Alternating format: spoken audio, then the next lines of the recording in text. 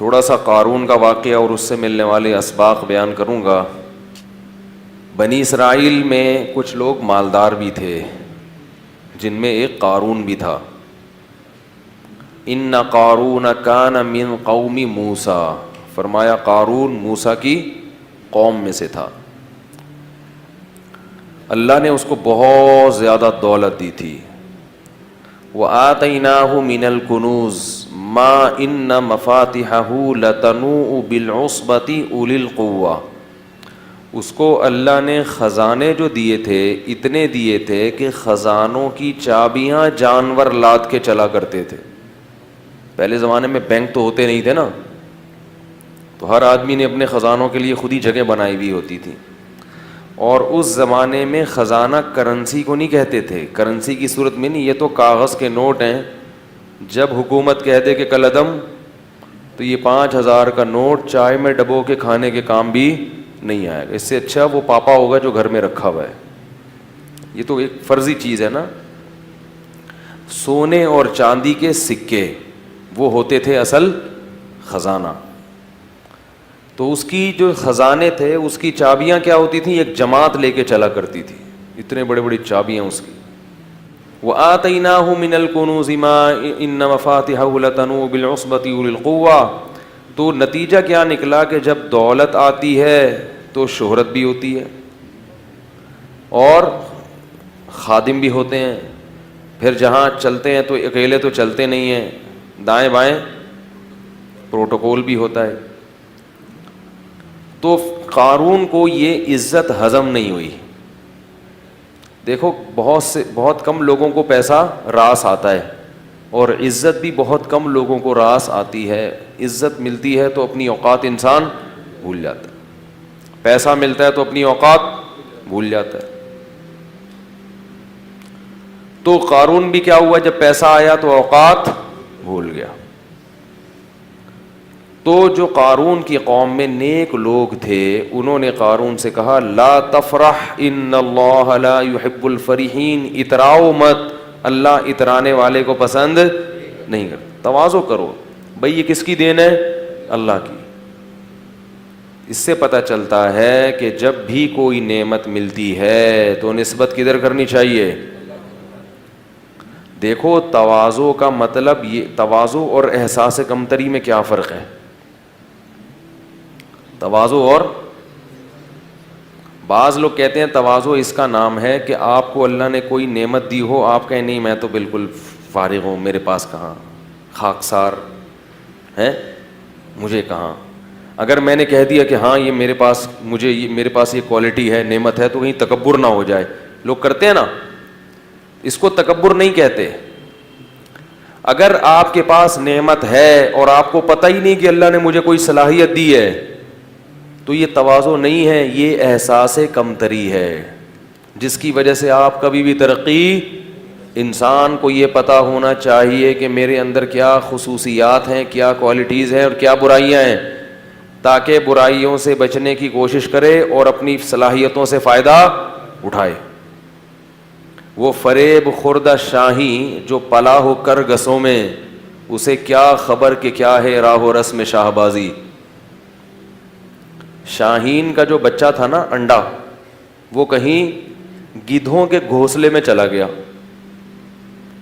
گدھ جانتے ہیں، وہ جو مردار کھاتا ہے اس کی شکل بھی بڑی مکروسی ہوتی ہے، سر کے وہاں بال اڑے ہوئے ہوتے ہیں اس کے پیچھے کے گدی کے، مردے نکال کے کھاتا ہے وہ. اور شاہین بڑا خاندانی جانور ہے، اس کی شکل بھی خوبصورت. اب وہ جو اس کا انڈا تھا نا شاہین کا، اس کی مادہ کا انڈا، وہ کہیں گدھوں کے گھونسلے میں رہ گیا. اب وہ بڑا ہوا تو اس کو یہ پتہ ہی نہیں کہ میں کیا ہوں، شاہین ہوں. حرکتیں اس نے گدھوں جیسی شروع کر دی، وہی گھٹیا حرکتیں، مردار کھانا، مردے سونگنا جا کے، کبھی جھپٹنا پلٹنا اور شکار کرنا اور عقابی نگاہیں ڈالنا. یہ چیزیں کیا ہوا، دیکھتا بھی ایسے ٹیڑھی آنکھوں سے تھا. عقاب تو ایسے دیکھتا ہے نا، ایسے دیکھا، وہ عقاب کی آنکھیں بہت تیز ہوتی ہیں. شاہین کی، شکرے کی، یہ جو جانور ہیں نا، یہ ان کی بڑی تیز آنکھیں ہوتی ہیں. تو اس پہ علامہ اقبال نے بڑا پیارا شعر کہا ہے، وہ فریب خوردہ شاہین، وہ شاہین جو بیچارہ فریب میں آ گیا ہو، دھوکے میں آ گیا ہو، جو پلا ہو کرگسوں میں، کرگس کہتے ہیں گدھ کو، اسے کیا خبر کہ کیا ہے راہ و رسم شہباز جو ہے نا، اس کے طور طریق کیا ہوتے ہیں، اس کا لائف اسٹائل کیا ہوتا ہے، اس شاہین کو بیچارے کو کیا پتا جو گدھوں میں رہا ہو۔ تو جو شاہین گدھوں میں رہا اور اس کو اپنی کوالٹیز کا علم نہیں ہے، تو ہم یہ نہیں کہیں گے اس میں اتنی تواضع ہے کہ یہ ماننے کے لیے تیار ہی نہیں ہے کہ میں شاہین ہوں، یہ ہر وقت خاکسار گدھوں کی طرح کس پہ جاتا ہے، کبھی جھپٹنے کی پلٹنے کی کوشش نہیں کرتا۔ تو یہ تواضع نہیں ہے، یہ احساس بولو بھائی کمتری، اپنی صلاحیتوں کا احساس ہی نہیں ہے۔ جب صلاحیت کا احساس ہی نہیں ہوتا تو آپ اور زیادہ دبتے چلے جاتے ہیں۔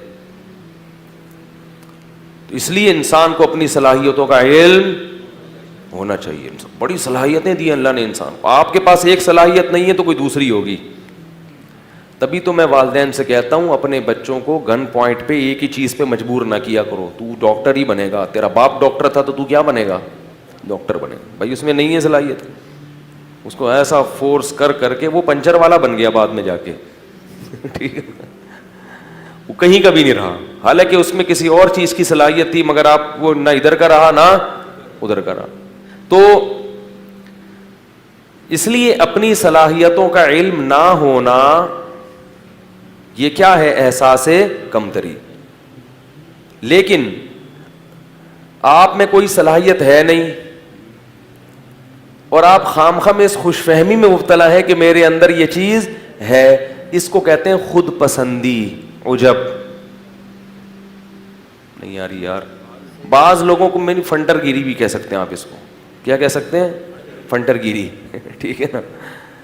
یہ بھی بہت سے لوگ ہوتے ہیں خود پسندی میں مبتلا ہیں، ہم چما دیگرے نیس، ہم جیسا تو کوئی ہے ہی نہیں۔ بھائی جتنے ہو اتنا ہی رہو، اس سے آگے بڑھنے کی کوشش مت کرو۔ یہ باطن کی برائیاں ہیں، دل کی برائیاں ہیں جو انسان کو تباہ کر دیتی ہیں۔ تو جو صلاحیت ہے اس کا علم ہو، مگر اس صلاحیت کو اپنا کمال اگر سمجھنا شروع کر دیا تو یہ تکبر ہے جو اللہ کو پسند نہیں ہے۔ یعنی یہ سمجھنا شروع کر دیا میرا کمال ہے، آپ کا کمال نہیں ہے، یہ صلاحیت گاڈ گفٹڈ ہے، اللہ کی طرف سے آپ کو گفٹ میں ملی ہے، بلکہ بھیک میں ملی ہے۔ گفٹ تو اپنے جیسوں کو دیا جاتا ہے، ہم تو کیا ہیں، بیکاری بھیک پہ فخر، ابے بول لو بھائی، بھیک پہ فخر تھوڑی کرتا ہے۔ اگر اللہ نے کسی کو اچھی آواز دی، کسی کو ذہن اچھا دیا، کسی کو شکل اچھی دی، کسی کو طاقت بہت زیادہ دے دی، کسی کو دولت بہت زیادہ دے دی، تو مانے کہ اللہ نے دیا ہے مجھے، نہیں مانے گا تو ناشکری ہوگی، احساس کمتری بھی ہے، ناشکری بھی ہے۔ مانے مگر یہ کہے کہ کس کا کمال ہے، اللہ کا۔ لہذا جب یہ اقرار کرے گا اور دل میں بھی سوچے گا تو اترائے گا نہیں۔ اللہ کہتے ہیں میری نعمتیں حاصل کرو، ان کو استعمال بھی کرو، اکڑو نہیں، غریبوں کی توہین مت کرو، گاڑی والا رکشے والے کو حقیر مت سمجھے، رکشے والا پیدل والے کو حقیر مت سمجھے، لوگوں سے یہ نہ کہو میرا کمال، میرا کمال، بولو کس کی دین، اللہ کی دین۔ شکر گزار بنو، شکر سے انسان میں اور عاجزی پیدا ہوتی ہے، اور تکبر سے انسان میں اکڑ پیدا ہوتی ہے، فرعونیت پیدا ہوتی ہے۔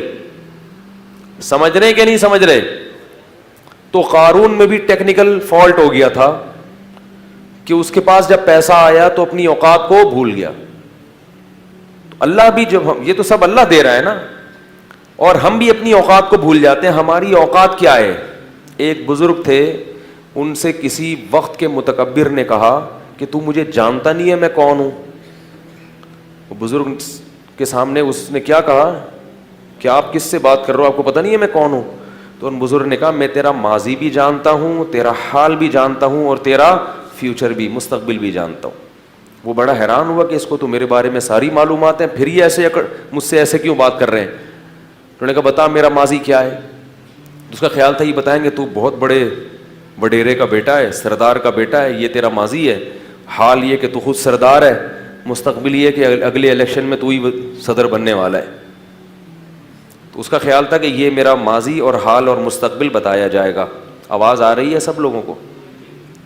تو اس نے کیا بتایا ان بزرگ نے؟ ان کا تیرا ماضی ہے کہ تو پانی کا ایک گندا اور غلیظ قطرہ تھا, کپڑوں پہ لگ جائے تو دھوئے بغیر نماز نہ ہو, جسم سے نکلے تو غسل کیے بغیر طہارت حاصل نہ ہو. وہ غلیظ چیز تھی جس سے اللہ نے تجھے بنایا. اور حال یہ ہے کہ تیرے پیٹ میں ابھی بھی کئی کلو گندگی بھری ہوئی ہے. ذرا سی ہوا خارج ہو, گندگی نہ نکلے, صرف وہاں ہوا جو پاس ہو کے آئے گی نا وہی اگر نکل آئے تو لوگ اپنی ناک کو پکڑ کے بھاگ جائیں گے یہاں سے. ہر وقت پیٹ میں گندگی لے کے تو کیا کرتا ہے؟ گھومتا ہے 24 گھنٹے. اور تیرا مستقبل یہ ہے کہ ادھر تیری روح نکلی اور ادھر تیرے جسم میں سڑاند پیدا ہونا شروع, پھول کے پھٹ کے کیڑے پڑ جائیں گے. اس زمانے کے لوگ بڑے نرم دل ہوتے تھے.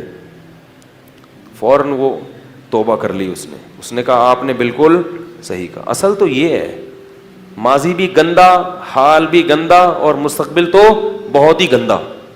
تو یہ انسان اپنی اوقات بھولتا ہے اور پھر کیا کرتا ہے وہ میں اکڑ. غریبوں کو, جو اپنے سے کمتر لوگ ہیں ان سے تمیز سے بات کرنا چھوڑ دیتا ہے. یہ بہت غضب والی بات ہے. تو فرعون صاحب بھی, قارون بھی اپنی اوقات بھولے. جب بھی انسان اپنی اوقات بھولے نا تو واش روم میں سوچنا چاہیے کہ ہماری اوقات ہے کیا, کتنی گندگی, کتنے عیب اللہ نے انسان کے ساتھ لگا دیے ہیں. اس لیے انسان, ہمارے حضرت فرمایا کرتے تھے کہ تکبر ہمیشہ احمق اور بے وقوف آدمی میں ہوتا ہے, عقل مند کبھی بھی متکبر نہیں ہوگا. ہمیشہ یہ احمقوں اور بے وقوفوں کا کام ہے. عقل مند کو پتا ہوتا ہے کہ ہماری حیثیت کیا ہے. 2 منٹ لگتے ہیں عزت جانے میں بھی, دولت جانے میں بھی, صحت جانے میں بھی. بڑے بڑے پہلوان ہیں, کوئی بیماری لگی ہڈیوں کا ڈھانچہ بن گئے, 2 منٹ لگتے ہیں انسان کو تباہ ہونے میں, پھر بھی اکڑتا ہے میں یوں میں یوں میں یوں. تو قارون کو حضرت موسیٰ علیہ السلام نے فرمایا, ان کی قوم نے کہا لا تفرح, اتراؤ مت, ان اللہ لا يحب الفرحین. یاد رکھو اگر کسی کو اللہ نے دولت دی ہے, وہ اچھی گاڑی میں گھومتا ہے, اس کے ساتھ نوکر چاکر ہوتے ہیں, تو یہ عمل شریعت میں ناجائز نہیں ہے. بعض لوگ نا شریعت کو سمجھتے نہیں ہیں اور ہر جگہ فٹ کرنا شروع کر دیتے ہیں قرآن کی آیتیں. اترانا کسے کہتے ہیں یہ میں نے آپ کو بتا دیا. محض خادم کثرت سے رکھنا, خدمت گزار. اگر اللہ نے آپ کو پیسہ دیا تو آپ خادم رکھ سکتے ہو, 10 خادم رکھو, آپ خادم بھی رکھو, گاڑی بھی اچھی رکھو, کپڑا بھی اچھا پہنو, لگژری لائف اسٹائل اختیار کرو. تو اللہ کی نعمتوں سے لطف اندوز ہونا یہ تکبر نہیں ہے, اللہ کی نعمتوں پہ اترانا یہ کیا ہے؟ تکبر ہے. تو قارون سے کہا کہ لا تفرح, اترامت, ان اللہ لا يحب الفرحین, وابتغ فیما آتاک اللہ الدار الآخرہ. ہر پیسے والے کو یہ حکم ہے جو قارون کو دیا جا رہا ہے کہ اللہ نے تجھے جو نعمتیں دی ہیں اس سے آخرت کی فکر بھی کر, کیونکہ پیسے سے جیسے دنیا کے مزے حاصل ہوتے ہیں آخرت کے مزے بھی پیسے سے حاصل ہو سکتے ہیں. سارا دنیا پہ ہی لگا رہا ہے, آخرت کے لیے بھی تو کوئی ڈپازٹ کر. بھائی اللہ نے آپ کو اتنا پیسہ دیا ہے, اتنے نوکر چاکر سب, تو کچھ حصہ آخرت کے لیے بھی تو رکھو کہ میرے گناہوں کی معافی میں وہ کام آئے. آخرت کے لیے تو کچھ کر ہی نہیں رہا. اور ولا تنس نصیبک من الدنیا, اور اے قارون یہ مت بھول کہ تو نے دنیا میں رہنا کتنا ہے. جتنا دنیا میں حصہ ہے نا اس کو بھولنا نہیں ہے, وہ بہت تھوڑا سا ہے. دولت تو ہے اتنی مگر عمر لمبی. بھائی آپ ارب پتی بن سکتے ہو, پوری دنیا کی دولت خرید سکتے ہو, مگر عمریں 60-70 سال سے اوپر تجاوز نہیں کرتی. تو کھا تھوڑی سکتے ہو اتنا, کھا تو اتنا ہی, پیٹ بھی اتنا ہی ہے, روٹی بھی 2 ہی کھا سکو. اب ایک آدمی کے پاس کروڑوں روپے آ گئے تو کیا کھائے گا وہ؟ بھائی غریب تھا تو ناشتہ ہی نہیں کرتا تھا, ذرا پیسہ زیادہ آ گیا تو پراٹھا کھا لیا اس نے, اور پیسہ آ گیا تو پراٹھے کے ساتھ انڈا بھی ہو گیا, اور کیا کرے گا؟ بریڈ کھا لے گا, اور کیا کر لے گا؟ بھائی پیٹ تھوڑی بڑا ہو رہا ہے. تو ایک حد ہے, اس سے آگے نہیں ہو سکتا. تو کہا کہ دنیا میں کتنا رہنا ہے اس کو بھول مت, تو تیری دولت سے ایسا لگ رہا ہے کہ تو ہمیشہ یہاں رہنے کے لیے آیا ہے. کتنی اچھی نصیحت تھی, ذرا سی بھی سینس ہوتی تو فوراً مان لیتا. اور ایک بات یہ بھی کی, احسن کما احسن اللہ الیک, جیسے اللہ نے تجھ پر احسان کیا ہے تو بھی اللہ کی مخلوق پر احسان. تیرے پاس اتنا ہے, یہاں لوگوں کو کھانے کی روٹی نہیں, بنی اسرائیل پہ ظلم ہو رہا ہے, تو بھی کیا کر, اپنی قوم کے لوگوں پہ خرچ کر, آخرت بنا اس سے, آخرت. تو جواب میں کیا کہتا ہے, وَأَحْسِن كَمَا أَحْسَنَ اللَّهُ إِلَيْكَ إِنَّ اللَّهَ يُحِبُّ الْمُحْسِنِينَ. تو جواب میں کہتا ہے انما اوتیتہ علی علم عندی, یہ میں نے اپنی مہارت اور اپنی محنت سے کمایا ہے. مجھے اللہ نے, میرے پاس دماغ کیسا ہے, خاص دماغ ہے, اس دماغ کو لڑا کے میں نے کیا کیا ہے, تو میں نے کمایا. جو غریب ہے وہ اپنی مرضی سے غریب ہے, میں نے تھوڑی کہا کسی کو غریب بنو. آج مالدار آدمی یہ بات زبان سے کہتا نہیں ہے مگر دل میں ہوتی یہی ہے کہ بھائی وہ نہیں, میں نے ایکچولی وہ ہے محنت نہیں کر سکے, میں نے تو اتنی محنت کی ہے, میں تو ایسا دماغ لڑایا ہے, تو میں اپنا پیسہ کسی اور کو کیوں دوں. حالانکہ محنت بہت لوگ کرتے ہیں, ملتا ہر ایک کو. اگر محنت میں ملتا تو مزدور سب سے مالدار ہوتے ہیں, سب سے زیادہ محنتی کون ہوتے ہیں, گڑھا کھودنے والے. اور اگر ذہانت میں ملتا تو بے وقوف تو بیچارے بھوکے مر جاتے. میں نے اپنی زندگی میں زیادہ تر, سب کی بات نہیں کر رہا, زیادہ تر بے وقوفوں کے پاس پیسہ دیکھا ہے. سب نہیں, بہت ذہین لوگوں کے پاس بھی ہوتا ہے, لیکن زیادہ تر کس کے پاس ہوتا ہے. امام شافعی نے اسی لیے تو کہا لو کان بالحیل الغنا لوجدتنی بنجوم اقطار السماء تعلقی لكن من رزق الحجا حرم الغنا ضدان مفترقان ای تفرقی. کہتے ہیں جس, ایسا لگتا ہے, امام شافعی کہتے ہیں جس کو اللہ نے عقل دی ہے اس سے رزق چھین لیا. ٹھیک ہے, جس کے پاس دماغ ہے اس کے پاس اکثر جیبیں بیچارے کی خالی ہوتی ہیں. ضدان مفترقان, کہتے ہیں ایسا لگتا ہے یہ دونوں ایک دوسرے کی بالکل اپوزٹ ہیں, جمع ہی نہیں ہو سکتے. ہوتے ہیں لیکن ایک شاعری میں تو تھوڑا مبالغہ کیا جاتا ہے نا کسی بات کو بتانے کے لیے.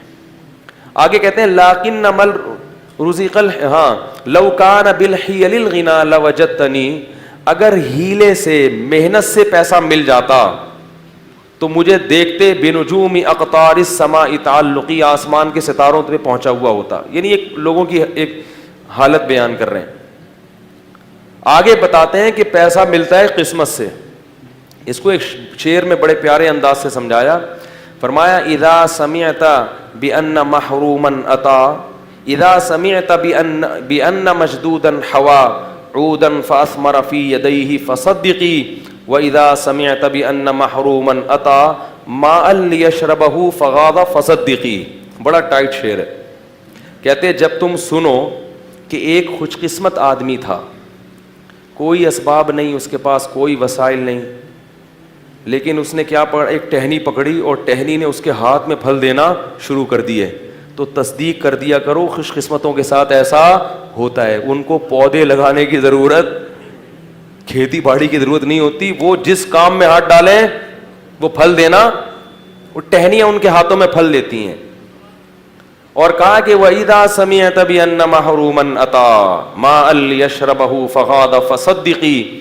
اور جب سنو کوئی بدقسمت آدمی ہے جس کے کام اللہ نے ارادہ کیا ہے کہ صحیح ہو گئی نہیں, تو اس کو بیچارے کو پیاس لگی, پانی نظر آیا اور دیکھا کنواں پانی سے کیا ہے بھرا ہوا, وہ خوش ہو گیا, چلو پانی تو ملے گا, چلو کچھ نہیں مل رہا پانی تو ملے گا.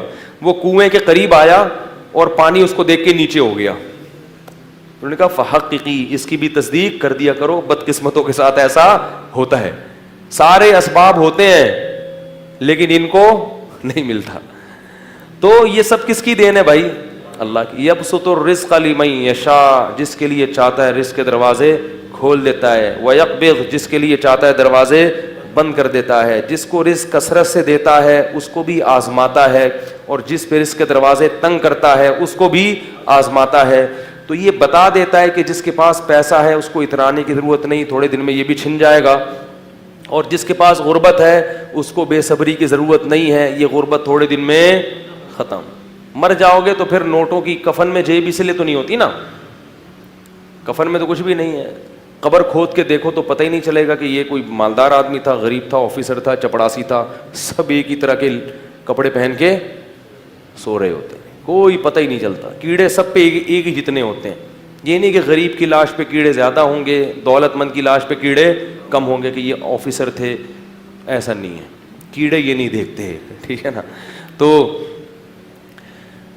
اس کو یہ کہا تو وہ جواب میں کیا کہتا ہے, انما اوتیتہ علی علم عندی, بھائی میرے پاس ایسے ہنر ہے, ایسے فنون ہیں جن کی وجہ سے میں نے پیسہ کمایا. اللہ کو غضب آیا, اللہ نے فرمایا اولم یعلم ان اللہ قد اہلک قبلہ من القرون, اس کو پتہ نہیں ہے کہ تجھ سے بڑے بڑے لوگ اللہ نے ہلاک کر دیے پہلے, ان کے واقعات سے عبرت حاصل کر. فخرج علی قومہ فی زینتی, ایک دن اپنے جاہو لشکر کے ساتھ, اپنی زینت کے ساتھ نکلا کہیں باہر. قال الذین یریدون الحیات الدنیا, وہ لوگ جو لوگوں کی گاڑیاں بنگلے دیکھ کے رالیں ٹپکاتے ہیں نا, وہ کہنے لگے یا لیت لنا مثل ما اوتی قارون, ہائے کاش ہمیں بھی کچھ ایسا, ہمیں تو کوئی سالہ پوچھتا ہی نہیں ہے, کہتے ہیں نا لوگ. ایک آدمی ایک محلے میں گیا نا, کہہ رہے شکر ہے میری عزت نہیں ہے اس محلے میں. لوگوں نے پوچھا کیوں, کہہ رہے ورنہ بےزتی ہو جاتی بہت. آج میں نے کام ایسا کیا ہے کہ اگر عزت ہوتی تو بےزتی ہو جاتی. ایسے ایسے لوگ بھی ہیں, عزت ہی نہیں ہے, کوئی پوچھتا ہی نہیں ہے. تو وہ دیکھ کے کیا کہنے لگے, مائیں جب دیکھتی ہے نا یہ منظر تو چاہتی ہے ہمارا بیٹا بھی کیا بنے, یہ بنے, ایسی عزت, یہ لشکر ہو. تو اللہ فرماتے ہیں قال الذین اوتوا العلم, جن کو اللہ نے علم دیا تھا نا انہوں نے کیا کہا, جو علماء تھے, ویلکم, تم تباہ ہو جاؤ. اپنی قوم سے کہہ رہے ہیں, ناس ہو تمہارا, ثواب اللہ خیر لمن آمن وعمل صالحا, اللہ نیک لوگوں کو جو آخرت میں بدلہ دے گا وہ اس سے کئی گنا بہتر ہے. اس پہ تو کبھی رشک نہیں آیا کہ یہ اتنی تہجد پڑھتا ہے, یہ اتنی تلاوت کرتا ہے, یہ اتنے صدقات و خیرات کرتا ہے, یہ خیر کے تمام کام کر رہا ہے, آخرت میں کہاں ہو گئی ہے.